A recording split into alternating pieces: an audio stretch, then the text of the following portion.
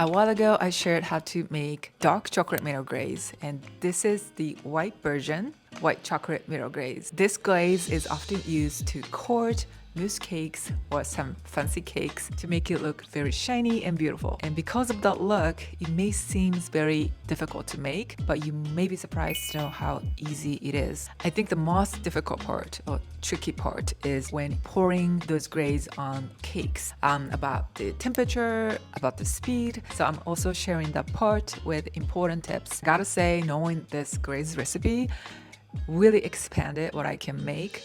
It added more menus. So I think the same is gonna happen for you. So without further ado, let's get started. All right, so first let's hydrate gelatin. And this is probably the first thing we should do because it takes some time to completely hydrate the gelatin. And for this, use icy cold water. And in here, add gelatin powder. And as soon as it is added, mix really well. Okay, so now set this aside for about 10 minutes. When using gelatin sheets instead, soak them in icy cold water and also wait for about 10 minutes. Meanwhile, dice chocolate if you're using chocolate bar or chunks of chocolate. I recommend using good quality chocolate such as Kubiju chocolate to get the best result. As additional info, I needed about 2.5 cups of white chocolate using the chocolate bar. But when I tested with the chocolate chips that I had at home, it was a lot less. So I highly recommend using a scale to weigh the ingredients to avoid any issue. All right, next, in the pot, add water and sugar. And now, lots. Glucose or light corn syrup. Okay, goes in. And now we're gonna heat it up at medium heat until it reaches 100 degrees Celsius. You can use a candy thermometer to check the temperature, but I actually often check by the look.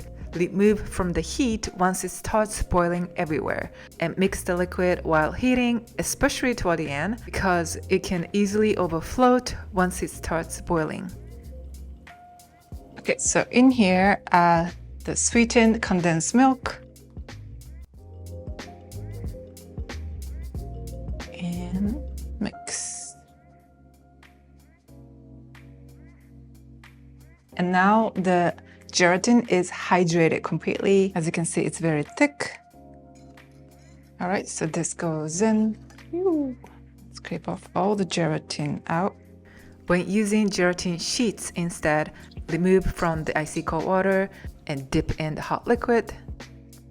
This pot is a little bit too small, so I have to mix very gently. And ensure that gelatin is completely melted. Just scoop it and check. Okay, so I think it's all melted. So now we're gonna pour this into white chocolate. Smells amazing. Scrape off everything out and mix.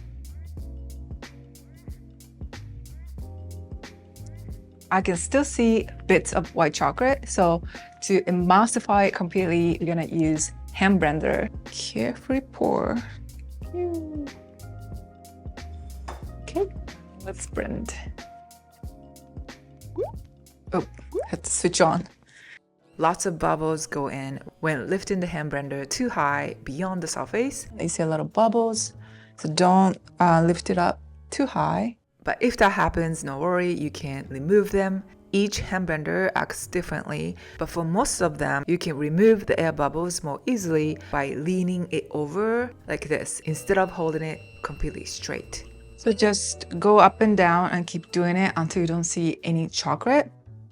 Okay, it's done. So one batch of the recipe is enough for about this much. It's more than enough for an 1-inch cake. Most of it is gonna fall down after you glaze the cake, so you can reuse it if you want to. Okay, now I'm gonna color this glaze today. Orange, pink, and purple. And I recommend gel paste colorings for it.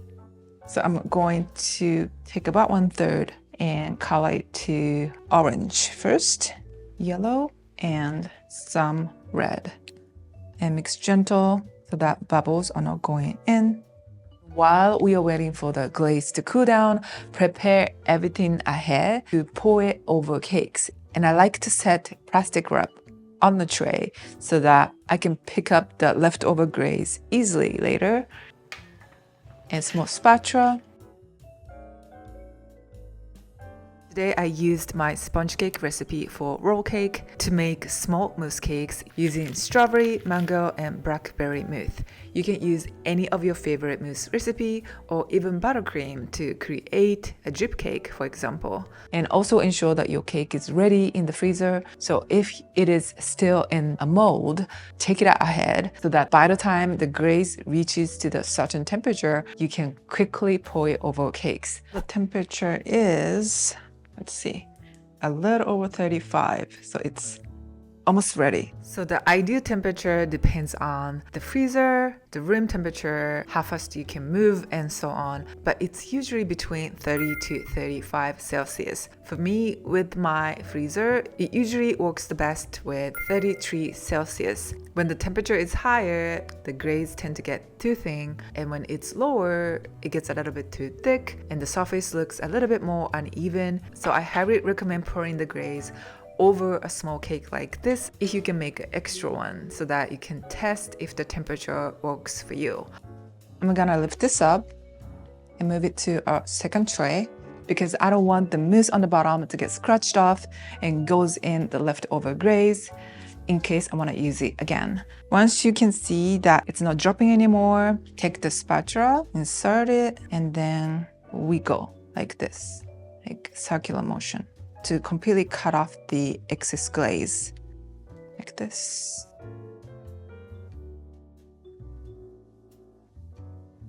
One is down. Pour the glaze all over the surface with the swirl motion like this so that you can cover the side or around. And here be careful not to scrape off the surface too deep. I'm touching it very slightly to drop just a little bit more glaze. So if you see mousse went in, like here, you can simply scoop it up, wrap it up, and squeeze that in. And like I said, you can use it again if you want to.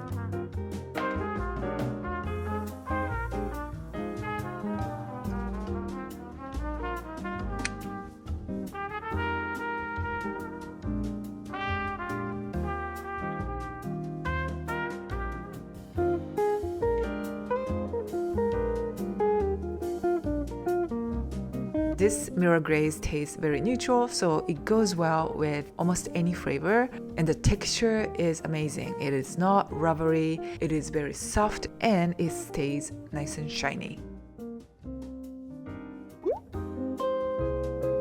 Pour the leftover glaze in an airtight container, and you can store it in the fridge or freezer and heat it with microwave or with water bath whenever you need it.